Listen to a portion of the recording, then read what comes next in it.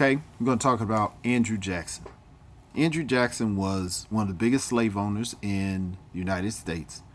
He was a military leader who removed Native Americans, and once he became president, he orchestrated the Trail of Tears. He did that over the recommendation of a federally funded and requested report by Jedediah Morse to advise them on whether Native Americans should be moved. So apparently that was just done to get the answer they wanted, because when they didn't get the answer they wanted, they just did what they wanted to anyway.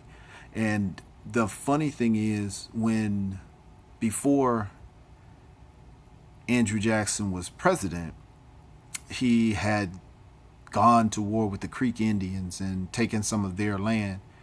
And he had an ally in the Cherokee Indians. And the Cherokee Indians really did not necessarily help him fight, but they did not band against him with the other Native Americans. And what they got for their thanks is, during the Trail of Tears, they thought their land would be safe because they were alleged allies of Andrew Jackson, which they found that he took their land as well.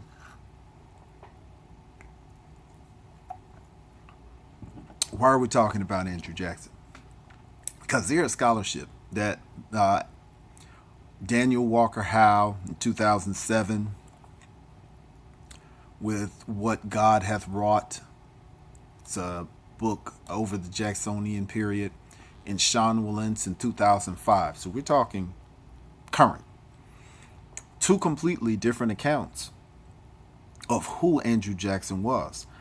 And when we can see the different accounts, we can get a picture on the pulse of society. Both of these books were highly celebrated, one more than the other. I believe it was Howe's book that won the Pulitzer Prize. I've heard it, Pulitzer Prize and Pulitzer Prize. I'm going to go Pulitzer.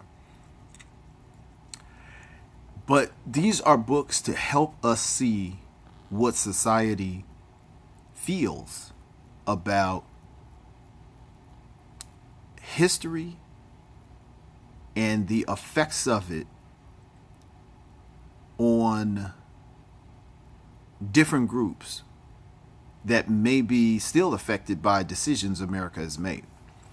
You have Sean Wilentz, who is writing a book about Andrew Jackson that is good for white men in democracy. And that's what it was. It's not a social video. This is a historical video, because there were no non-white men voting. So we're just talking, this was Andrew Jackson's democracy was a democracy for white men in that circle, which is still a republic, even an oligarchy. But for their reality, it's now a democracy, because it's not just this aristocracy running it. Now, it's not just rich white landowning men, it is white men. So Wilentz feels that that formation of this miracle of a country and government outweighs the fact that he was the biggest slave owner in the country at that time. And he portrayed himself as a representative of the poor man, but this dude was rich. All of that Native American land that he had taken, he got a piece of it. He was a no murder of Indians and removing Indians from their land, just basically taking their land from them. He was known for being a grudge holder, and he was known for not dealing above board in business, government business, and also functioning in business consistent with his personal interests, his personal holdings furthering that industry. And, we saw that with the Bush administration with the oil. We see this with everyone talking about Donald Trump doing things to enhance his personal business. So these are things that we have to be able to reference. So when we see it happening over and over again, we're not surprised, and we have reference tools that we can go to especially these people who overshadow ills that we see in today's society as though this is a unique situation. We can not only point out to them that the situation is not unique, the outcome is not unique either. But if we don't know this, again, if we don't have the words, we can't see it. Andrew Jackson is also as I said earlier, he is the focal point, well, not the focal point, or the Jacksonian period is the focal point of Howe's book. And Howe's name is Daniel Walker Howe. And this book was in 2007. Same period, 2 years later than Wallence's book. But this book is focusing on and that book is called What God Hath Wrought. And that book is focusing on the same era, but it's saying that politics and these men did not form democracy as much as innovation in transportation and communication did. Hence, what God hath wrought, which is the first message Morse sent from Washington, D.C. to Baltimore by way of the electronic telegram. And that is what freed communication from a physical person. And that changed the dynamics of how commerce and politics was handled, and also with innovations in print media as well. Just like today, we have CNBC, Fox News.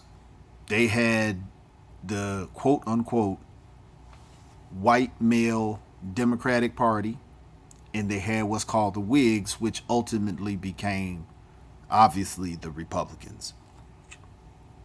And we have to remember the Whigs, or what later became to be the Republicans, switched in what we actually see today as being who's liberal and who's conservative. At that time, the Democrats were in favor of slavery. The Republicans were in favor of abolition. It was not because anybody cared about black people. It wasn't. It was because the two financial systems did not match. The North had a financial system that was not dependent on slavery. The South had a financial system that was. But blacks in the North were not treated that much better than blacks in the South. Those of us who grew up in the North know that. When W.E.B. Du Bois and Booker T. Washington and Frederick Douglass came along and lived up north, we have seen chronicles of the situations and circumstances that they've experienced. And I mean, all the way through the 60s, and we know that. But we tend to forget when we hear, oh, well, they were free in the North. Free is always in air quotes when we're talking about black people, even in 2018, especially with the system of mass incarceration that was rooted 1865 in the 13th Amendment. So, Andrew Jackson, we want to really look at that presidency in our arguments of how the country has formed. Again, we're keeping this in 10 minutes. I'm going to start doing better because I've been going to 12 and 13. So there we go. 9 minutes, 38 seconds.